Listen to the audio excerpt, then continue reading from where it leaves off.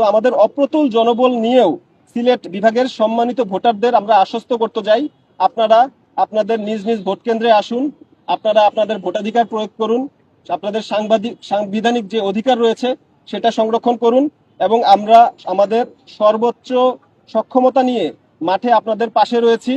এবং ইনশাল্লাহ আমরা একটি অবাধ, সুষ্ঠু, নিরপেক্ষ এবং সর্বমহলে গ্রহণযোগ্য একটি নির্বাচন জাতিকে উপহার দেওয়ার ব্যাপারে আমরা বদ্ধপরিকর এবং প্রতিশ্রুতিবদ্ধ।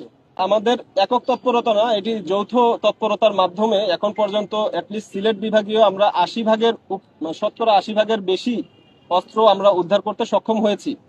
যৌথ বাহিনী বলতে সব বাহিনী এখানে জড়িত। তো এই অস্ত্র উদ্ধারের এই পথ পরিক্রমা এখানে সমাপ্তি ঘটছে না, এটা আমরা নির্বাচনকালীন সময় এবং নির্বাচন পরবর্তীতেও এই তৎপরতা চলমান থাকবে, এবং আমরা আশা করছি আমরা সম্পূর্ণ উদ্ধারে সক্ষম হব ইনশাআল্লাহ। ভোটার উপস্থিতি নিশ্চিতকরণে আমরা আমাদের এই তৎপরতা কিন্তু বিগত 1 সপ্তাহ ধরেই চলমান, এবং এখন পর্যন্ত তাদের সাথে যখন আমরা পারস্পরিক সংস্পর্শ বা আলাপচারিতায় যেটা জানা যাচ্ছে যে তারা এখন পর্যন্ত ওরকম কোনো হুমকি, ভয়ভীতি প্রদর্শনের বিষয়টি এখন পর্যন্ত আমাদের চোখে পড়েনি, এবং তারা এখন পর্যন্ত সার্বিক পরিস্থিতি বিবেচনায় তারা ভোট কেন্দ্রে আসার ব্যাপারে আশাবাদী। তো আমরা আশা করছি যে সরকারের এখন পর্যন্ত যে উদ্বেগ সেই উদ্বেগের আন্ডারে এবং আমাদের তৎপরতায় ভোটার উপস্থিতি আলহামদুলিল্লাহ অন্য যে কোনো সময় থেকে ভালো হবে।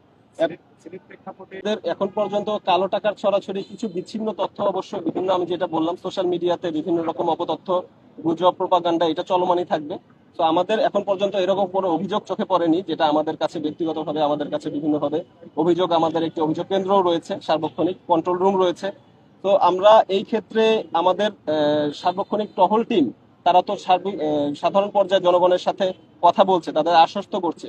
তো এরকম কোনো বিশেষ অভিযোগ পেলে এবং সেই অনুযায়ী প্রমাণ পেলে আমরা সেই অনুযায়ী ব্যবস্থা নিতে পারবো অবশ্যই। কিন্তু এখন পর্যন্ত আমরা আশা করছি নির্বাচনী মাঠ, সার্বিক আইন শৃঙ্খলা পরিস্থিতি যথেষ্ট নিয়ন্ত্রণ রয়েছে।